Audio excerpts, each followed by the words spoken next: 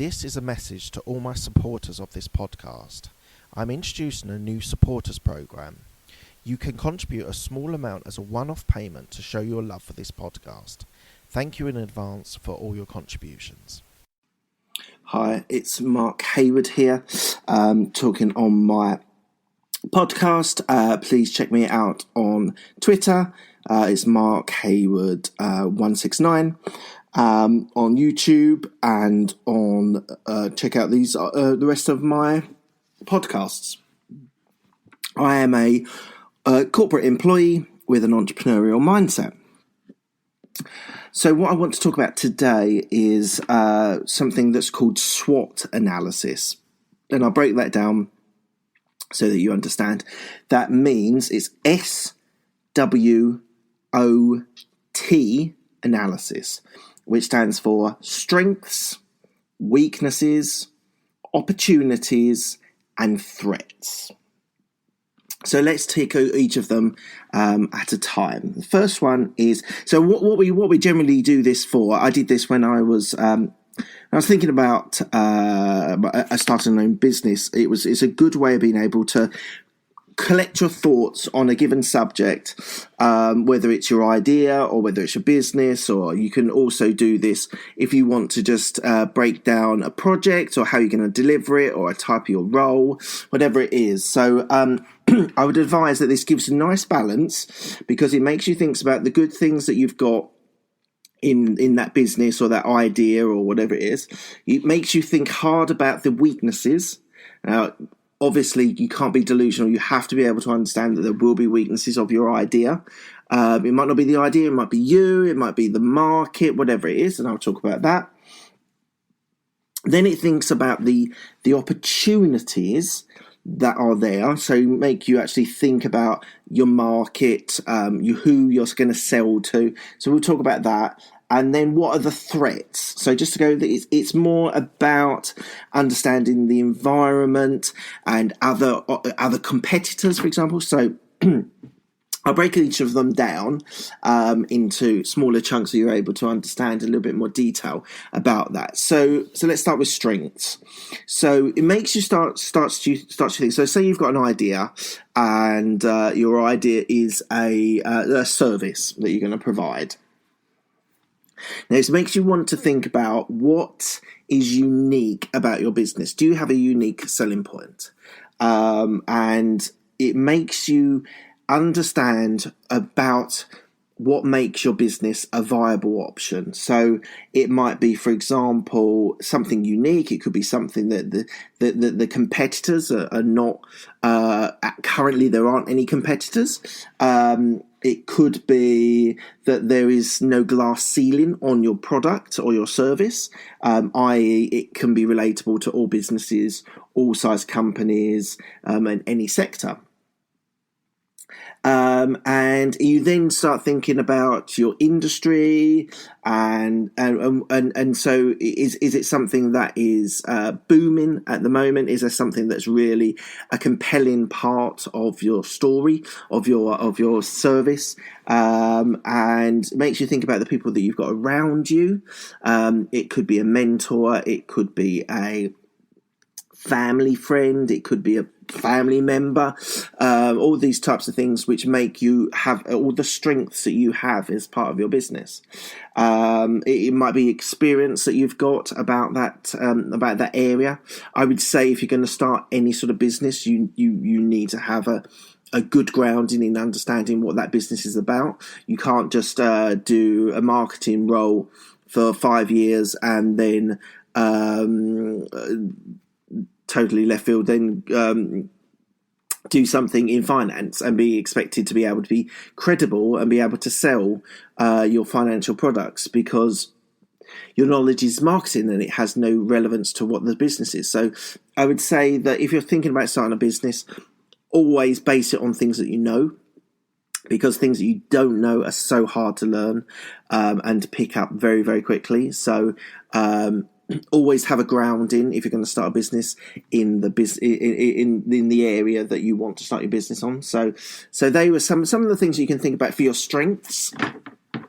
If you just work them out and write them down and consider them and think about in each of these on these 4 different sections. I want you just to think about the importance of each of them. So your strengths, you need to have good, strong strengths that are going to impact your business. If you're going to start up a business, if it's a service, for example, you need to have a grounding in that area, know the business, know people that are involved in it. If you need to tap into expertise, then you're able to. And you need the people, whether you do a JV or whatever it is, but you need the key people around you to be able to do this. So that's incredibly important, and I would advise everyone to think about the strengths that they've got. The next thing is the W, is the weaknesses. So what I want you to think about here is, do you have, for example, experience running a business? You might not. Now, that might not necessarily be something to stop you, but it's here in a weakness for you to understand what the areas are that you need to step up on. So if you need to do further reading, studying, sometimes these sorts of things of businesses is just getting in there and just getting on with it and seeing what's actually what's there. But you got to understand the things that you don't do so well. Does that mean that there's a gap in what you can deliver? So you need someone techie or someone financy or someone who has that expertise to be able to JV with? It's very difficult to start a software business if you don't know how to develop code. It's not impossible because, as I've said, you can have JVs that you'd work with a developer and they could be incredibly successful. Steve Jobs never coded anything for Apple, but was the driving force behind some of the greatest ideas that and he had an idea about style, which technology at the time wasn't really thinking about. It was thinking far too practically. So even though you might have a weakness, which might be you can't code or you can't do it, you can supplement those weaknesses. It might be funding. You might need to find a decent chunk of money to start off your business. There are all types of ways of being able to. There's angel funds. There's friends, family. Just getting out there and market yourself in the right area. Going to different events and speaking to people. So from my point of view, being a positive person, I would say that when you look at your weaknesses, you do have to be objective and really think about how these weaknesses are going to affect your business, but it's equally important to think about at that time how to mitigate those weaknesses, how to stop them from majorly impacting your business. So I would say you've got to be fair, you've got to be understanding, you've got to work out what those weaknesses are, but you also, if you want to be successful, you've got to work out how to stop them. So that's important. So moving on to opportunities. So the O. So you've got to think about who you would sell it to. So what's happening in the external market that your business is trying to impact in. So this is just understanding who the client would be, who would be the testers, beta testers, alpha testers, who would really make an impact. It's often very important to do some market research and to be able to understand where those opportunities are, whether it's a demographic, a part of the demographic, or if it's a business, if it's an industry. It's also you've got to understand all aspects of your opportunities. So if you're doing a piece of software, you need to be able to understand ins and outs, because at some stage you're going to have to be standing there selling it to somebody or pitching it to someone for investment. It could be seed funding, it could be angel investors, it could be a loan, whatever it is. But you've got to be able to find those opportunities if you've got to raise money, for example, to be able to better that idea, to get that idea out there, to get that service out there. So you've got to think about all the different areas of the opportunities which are present. So you think logically around, as I said, the market, the business you're doing, who you're going to sell it to, where you're going to get the investment from, and it's really important that you think about those sorts of things, because as someone that has a really good service or product, that doesn't understand who it's selling it to will never be successful. Well, I say never be successful, but you're just starting from a weakened position, because for God's sake, you got to know who you're going to go out there and sell it to when you're actually standing in front of people, and you want people to sign up to your business, whether it is through social media or whether it's directly face to face or over the phone or by email. You got to understand the people that you're trying to sell to. So there's a lot of analysis that needs to be done to understand your opportunities. But a lot of the stuff is going out and just speaking to people, because you never know what happens. You're on a conference, you speak to the guy next door to you or woman next door to you, and you never know what might happen. You'll bump into someone there, an opportunity will come, and you'll have the idea maybe, and then you just need to get that person in, if it's in a JV, for example, that would really make a big difference. So always looking for opportunities, always looking to understand them and find out if it is funding you need to find out where you're going to get that funding from. And secondly, if there's opportunities in the market, you need to be able to understand your market very, very well. So that's the O. And then the last one is threats. So this is what external environmental thing that might affect your business negatively.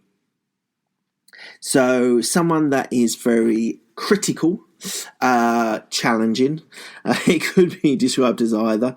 This is where that sort of person coming in and giving a view is very, very important, because people who critique things, you got to understand, if you're running a business, you can't be precious or too much on your ego, because you need to be able to take criticism. Because some people, you might find, it might be a mentor, it might be someone you work with currently, it might be a family friend, it might be a family member, whatever it is, those sorts of people will be able to give you a certain analysis from their point of view. Now, if they are a person that has no credibility in the area, so if someone's sells ice creams and you're asking them or talking to them about finance, they won't be able to give a decent critique. But you've got to be able to understand the threats to your business that are tangible, that might impact. So it might be it's a complicated bit of software, and you need to get all of these different parts to your component to be able to get it to work. You've got to be able to understand who are the competitors, who are the people that are going to, if there are competitors, but who are these people that are going to undercut you, sell cheaper, be able to get suppliers for lower money, be able to employ cheaper people, maybe take interns instead of employ various people. What are the things that might impact your business that at the start you weren't really thinking of? So I would say it's really important to think about this. If you're looking to get a developer or a coder, the threat might be that you might not meet the right person that can do it. You might meet the right person and they don't like you or don't want to work with you, or equally. All these things.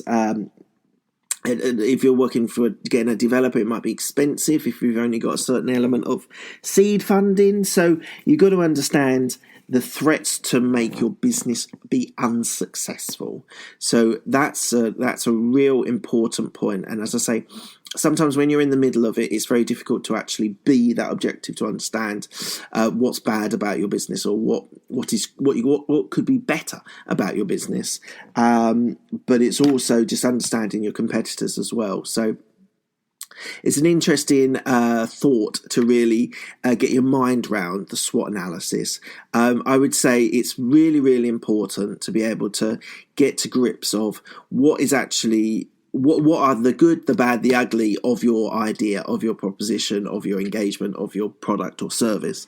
So I would say definitely use the SWOT analysis because I think it can really give a great insight into into your business or idea or service. So that's it. This is my podcast. You can check me out on iTunes and Stitcher.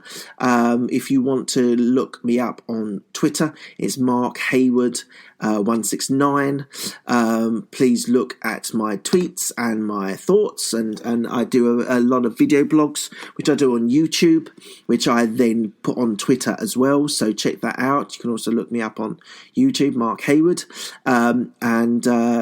So just to recap, my whole premise is that I'm a corporate employee with an entrepreneurial mindset. I welcome you to come back to any of my future podcasts because I welcome you. And please give me any thoughts, comments, or ideas about it. Thank you very much. News, laws, and regulations are changing by the day. We get it. And at ADP, we're here to help guide you with up-to-the-minute compliance expertise, so you can pay your people accurately and on time, regardless of what each new day may bring. Learn more at adp.com.